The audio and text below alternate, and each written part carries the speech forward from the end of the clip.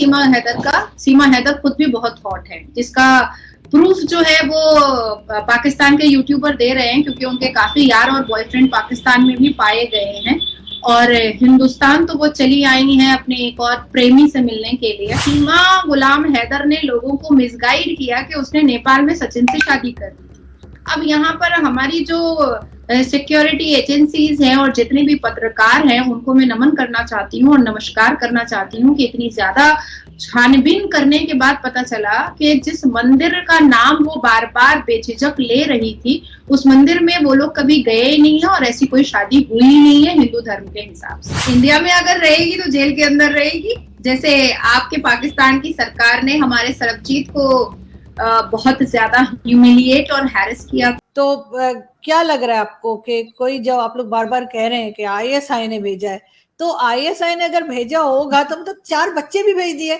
ऐसा कैसे? मतलब आपको क्या लग रहा है कि सब कुछ क्या हो रहा है? इसका एक्सेंट ऐसा बनाया गया। अब मैं आपको पढ़ के बताता हूं उसमें लिखा क्या है, ना आपको मजा जाए तो सुनिएगा। कैसे क्या दिमाग लगाया पाकिस्तान ने, पकड़ा गया, जलील हुआ, वो बात अलग है, लेकिन क्या दिमाग लगाया बॉस, ये तो देखो, तारीफ तो करो इनकी जरा 1 मिनट। सीमा को प्रोफेशनल्स ने उसकी हेल्प करी to look like a woman from rural India, यानी कि उसकी वेशभूषा बदली कि आप ऐसे मत लगो, हिंदुस्तानी औरत ऐसे नहीं लगती। जो गांव में हिंदुस्तानी हिंदू औरत रहती है वो कुछ इस तरीके से। जय हिंद दोस्तों, पाकिस्तान ब्रेकिंग न्यूज चैनल में आप सभी का हार्दिक स्वागत। सीमा हैदर का केस दिन ब दिन पेचीदा होते जा रहा है, क्योंकि जैसे ही एटीएस ने सीमा हैदर को अपने कब्जे में कर लिया, वैसे ही सीमा हैदर की तरफ से ऐसे ऐसे प्रूफ निकल रहे हैं कि कोई सोच भी नहीं सकता। जहां पर ऐसी भी बात आ रही है कि सीमा के पास मल्टीपल पासपोर्ट है और उसने बहुत सारे देशों में ट्रैवल भी किया है। जहां पर सीमा हैदर को नेपाल में ट्रेनिंग मिली थी कि कैसे भारत में रहा जाए और कैसे भारत में अपने वेशभूषा में झूठ बोलकर लोगों को कैसे बहलाए और फुसलाए। सीमा के पास से फेक आईडीज़ भी मिली है और जो बयान सीमा ने दिया था कि उसने नेपाल में जाकर सचिन से शादी की, वो भी झूठ निकली। वहीं पर उन्होंने नेपाल में एक होटल में रहने के लिए भी फेक आईडीज़ का इस्तेमाल किया।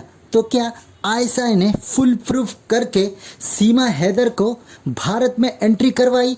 क्योंकि जिस तरीके की हिंदी सीमा हैदर बोलती है वो तो पाकिस्तान में मिलना बहुत ही मुश्किल है, और जिस तरीके का लहजा सीमा हैदर ने अपनाया है, ऐसा लग रहा है कि उसको बहुत ही अच्छी तरीके से ट्रेन कर कर भारत में भेजा गया है। वहीं पर अब नेपाल में भी इन एजेंसियों ने पूछताछ करना भी शुरू किया कि कहां कहां सीमा हैदर गई थी और कहां कहां रही। तो क्या ये सब प्रूफ सीमा हैदर के खिलाफ मिलते ही ऐसा कहा जा सकता है कि सीमा हैदर एक आईएसआई एजेंट है?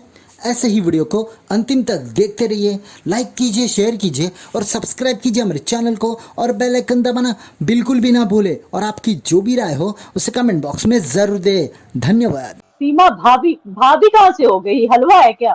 हमने नहीं एक्सेप्ट किया उसको एज अ भाभी। और मैं बता दूं कि देखिए, भोले भाले इंडियन लड़कों को फंसाकर पबजी जैसे गेम्स पे, गेमिंग एप्स पे भोले भाले इंडियंस को फंसाकर वहां से लड़कियां आ जाती हैं। इससे पहले भी इकरा जीवानी आ गई थी, ठीक है, वो जाकर वो भी नेपाल के रास्ते से आई थी, बैंगलोर में सेटल हो गई, फिर पकड़ा गया, उसका फेक आधार कार्ड वो सब, फिर उसको डिपोर्ट कर दिया गया। अब सीमा हैदर आई तो आई 4 बच्चे लाई। अच्छा, हमें तो ये चीज अच्छे से पता है कि ये लड़कियां जो है वो इकोनॉमिक असाइलम के चक्कर में यहाँ आ जाती हैं, क्योंकि I mean who's going to believe. देखो, सचिन हमारा अपना भाई है, ठीक है, लेकिन लप्पू सा लड़का है, यू नो, उसको उस पे कैसे इतनी फिदा हो गई सीमा की कि वो यहाँ आ गई।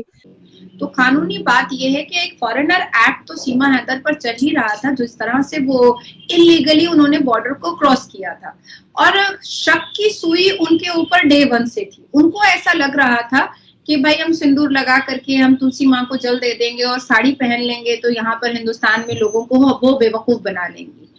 देखिए, आईएसआई की एजेंट और स्पाई जो लोग होते हैं वो आकर के ये ढिंडोरा थोड़ी पीट लेते हैं कि हम वही हैं।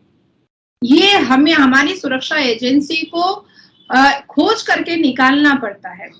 अब आती है बात कि सीमा गुलाम हैदर सिर्फ कॉन्फिडेंट नहीं थी, वो ओवर कॉन्फिडेंट हो गई थी। वो अपने आप को बहुत बड़ी पाकिस्तान की एक्ट्रेस समझने लगी थी कि हम तो जितनी एक्टिंग देते जाएंगे लोग हजम करते चले जाएंगे। देखिए, हिंदी शब्दों का इस्तेमाल करना और जिस तरह से सीमा गुलाम हैदर ने अपने उम्र से आधे उम्र के लड़के को फंसा करके उसको प्रेम जाल में फंसाना और लोगों को कन्विंस करने की कोशिश करना कि मैं तो इनके प्यार में आई हूँ, मैं तो इनके प्यार में आई हूँ। भाई, मोहब्बत से 4 बच्चा गोद में पैदा तुमने कर लिया, 4 बच्चा गोद में तुम लेकर के बैठी हुई हो और फिर तुमको पबजी पे प्यार होता है। अब इस बात के पुख्ता सबूत मिल गए हैं कि इसको नेपाल में आईएसआई वालों ने ट्रेनिंग दी। और ये ट्रेनिंग कैसे दी? ये ट्रेनिंग इस तरीके से दी कि ह्यूमन स्मगलर्स होते हैं जो बाहर से आते हैं नेपाल में उनको ट्रेनिंग दी जाती है और फिर नेपाल के बॉर्डर से वो लोग भारत आते हैं। किस तरीके से MTI, mother tongue influence, MTI होता, मैंने आपको समझाया था। अगर मैं उत्तर प्रदेश वाला हूं और मैं अगर हिंदी बोलता हूं तो खास लहजे से हिंदी बोलूंगा, आपको पता लग जाएगा कि यूपी वाला है। या फिर अगर कोई उत्तराखंड का है वो हिंदी बोलेगा, या फिर कोई तमिलनाडु का है वो हिंदी बोलेगा, या फिर राजस्थान का, कहीं और का, जो भाषा बोलेगा आपको पता लग जाएगा कि अच्छा भाई साहब वहां के रहने वाले हैं।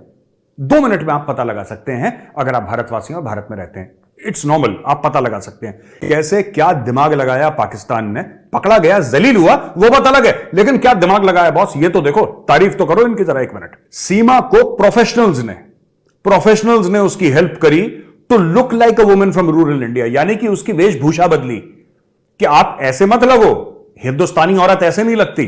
जो गांव में हिंदुस्तानी हिंदू औरत रहती है वो कुछ इस तरीके से। वो तो सचिन मीना बेचारा भोला आदमी, वो बोला क्या, उसकी भी टाइट होनी चाहिए, अभी उसके भी स्क्रू टाइट करे सरकार, लेकिन वो उसने गलती से मुंह से बक दिया कि पाकिस्तानी है, वरना कभी नहीं पकड़ी जाती।